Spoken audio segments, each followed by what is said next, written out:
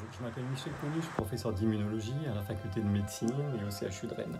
Je dirigeais précédemment un laboratoire CNRS INSERM à Limoges et je viens de rejoindre Rennes pour y monter à l'EFS une équipe qui s'associe à l'équipe du professeur Karine Tart à la fac de médecine.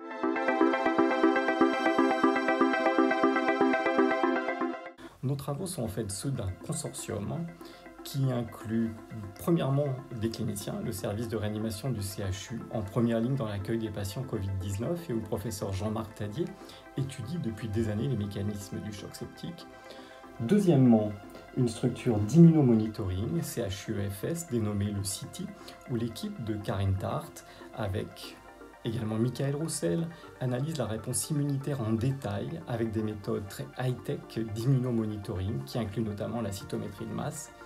Et troisièmement, l'équipe EFS à laquelle je participe, qui est hyper spécialisée dans la caractérisation moléculaire des cellules qui luttent contre les antigènes et dans la caractérisation du répertoire des anticorps et des récepteurs membranaires produits par ces cellules pour lutter contre un antigène, en particulier ici contre un virus comme celui de Covid-19.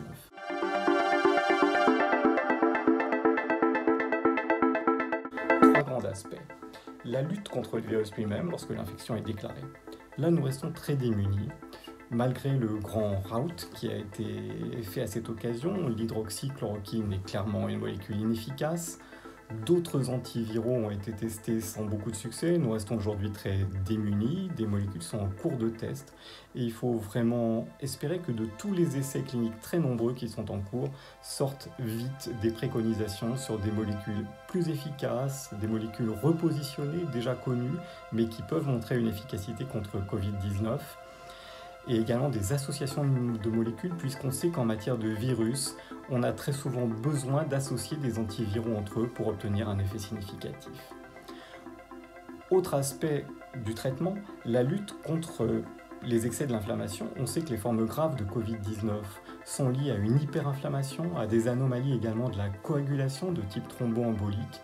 La maîtrise de la réponse de l'organisme est aujourd'hui le point clé pour lutter contre les formes les plus graves du choc et des complications septiques qui viennent générer les aspects les plus sombres de la maladie Covid-19 et les évolutions les plus défavorables.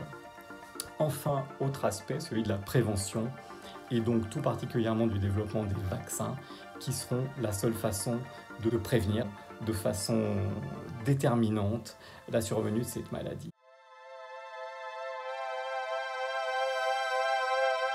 Les antiviraux, beaucoup d'essais cliniques, on l'a dit, et on peut espérer que dans les semaines qui viennent, des préconisations claires soient sorties de tous ces essais pour avoir une prise en charge des malades qui soit optimale avec les molécules les plus efficaces. Les vaccins, plusieurs dizaines à l'essai, quelques-uns sont déjà en essai clinique chez l'homme et donnent des résultats très prometteurs chez l'homme ou chez les primates en montrant qu'ils permettent d'induire la production d'anticorps qui sont des anticorps protecteurs. Et ça, c'est fondamental. On sait aujourd'hui que dans la lutte contre le virus, ce qui marche le mieux et de façon la plus sûre, ce sont les plasmates convalescents qui permettent de fournir à des malades des anticorps qui viennent de patients guéris. Et d'ailleurs, on peut à cette occasion rappeler aux personnes qui auraient pu contracter Covid-19 qui sont les bienvenus à se manifester auprès de l'établissement français du sang pour aller donner du sang et venir participer à la lutte contre la maladie et à secourir ceux qui sont encore en plein dans la lutte contre le virus.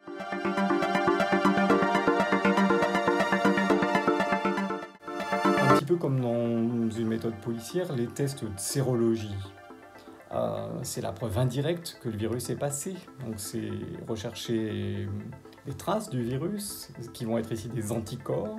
Et c'est ce sur quoi actuellement beaucoup de laboratoires se battent pour mettre en place toutes ces recherches indirectes qui permettront de montrer qu'un patient a été contaminé à un moment, mais ces tests ne permettent pas de dater la maladie. Ils seront positifs 2 semaines après la maladie, 3 semaines après, mais ils resteront positifs vraisemblablement pendant des mois. On ne peut pas encore prévoir combien de temps, donc ce sont des tests indirects. Ils viennent compléter des tests qui existaient auparavant, qui sont des tests virologiques directs de mise en évidence du virus, qui sont une espèce de flagrant délit. Ce n'est pas la trace du crime, c'est le criminel pris la main dans le sac. Donc c'est l'identification du virus. Ces tests virologiques ont un énorme avantage, c'est qu'ils sont 100% affirmatifs lorsque le virus est présent. Ils affirment que ce virus est là, puisqu'on peut l'identifier. Mais par contre, ce flagrant délit n'est pas toujours possible. On peut arriver trop tard, trop tôt. Le virus peut être à un endroit différent de celui où on le cherche. Donc il y a à peu près un tiers de ces situations où ces tests virologiques vont être faussement négatifs.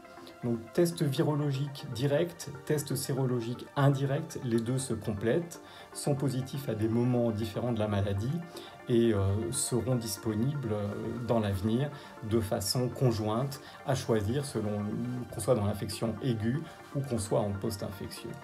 Surtout, ce qu'on peut espérer, c'est que très vite, la sérologie et la recherche des anticorps soient aussi positives chez des gens qui se seront donc protégés naturellement parce qu'ils auront contracté la maladie, mais aussi qui se seront protégés parce qu'ils auront pu bénéficier d'une vaccination qui, elle aussi, aboutira à faire produire des anticorps protecteurs et nous permettra enfin, lorsque ce vaccin sera disponible, de tourner la page de cette maladie qui nous aura au moins beaucoup appris, fait sans doute effectuer beaucoup de progrès dans la prise en charge de ce type de pandémie, dans les traitements, dans la mise au point des vaccinations, et qui nous laissera, espérons-le, beaucoup plus prompt à réagir dans une autre situation similaire dans l'avenir, ce qui ne manquera malheureusement sans doute pas de se reproduire. Merci de votre attention.